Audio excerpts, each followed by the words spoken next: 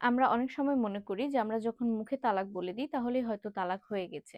আসলে এইভাবে বাংলাদেশ আইন অনুযায়ী তালাক হয় না। তালাক দেওয়ার জন্য আপনাকে অবশ্যই মুসলিম পারিবারিক আইন অধ্যাদেশ 1961 এর বেশ কিছু নিয়ম মানতে হবে।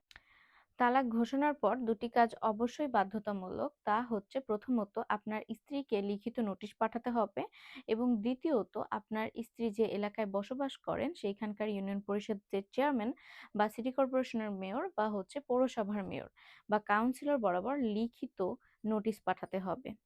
মুসলিম পারিবারিক আইন অধ্যাদেশ 1961 এর ধারা ৭ এর উপধারা ২ অনুযায়ী আইনি নোটিশ না পাঠিয়ে কেউ যদি শুধু মুখে তালাক দেয় তাহলে এটি শাস্তিযোগ্য অপরাধ।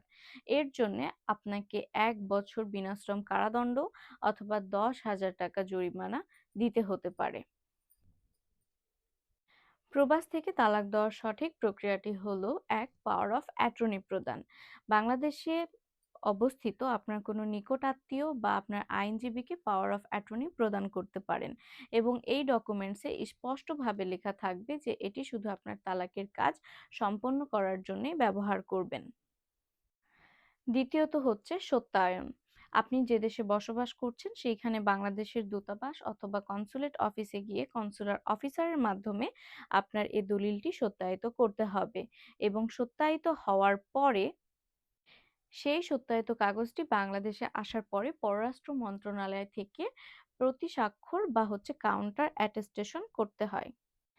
এছাড়াও পাওয়ার অফ অ্যাটর্নি অ্যাক্ট 2012 অনুযায়ী এটি নোটারি বা ম্যাজিস্ট্রেটের সামনে উপস্থাপন করারও নিয়ম রয়েছে।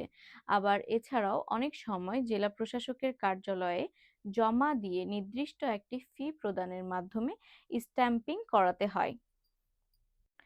তৃতীয়ত, নোটিশ প্রদান। পাওয়ার অফ অ্যাটর্নি প্রাপ্ত ব্যক্তি আপনার হয়ে ইউনিয়ন পরিষদ, পৌরসভার মেয়র এবং আপনার স্ত্রীকে আপনার পক্ষ থেকে তালাকের নোটিশ প্রদান করবেন। এই কাজগুলো হওয়ার পর কখন তালাক কার্যকর হয়?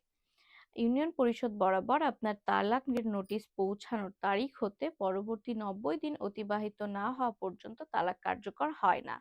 এই ৯০ দিনের মধ্যে ইউনিয়ন পরিষদ চেয়ারম্যান সালিসি পরিষদ গঠনের মাধ্যমে আপস মীমাংসার চেষ্টা করেন এবং মীমাংসা না হলে তখন এটি আইনিভাবে চূড়ান্ত হয়। আইনিভাবে তালাক চূড়ান্ত হওয়ার পরে অবশ্যই আপনার স্ত্রীর দেনমোহরের টাকা পরিশোধ করতে হবে এবং ইদ্যৎকালীন ৯০ দিনের ভরণ পোষণ দিতে হবে।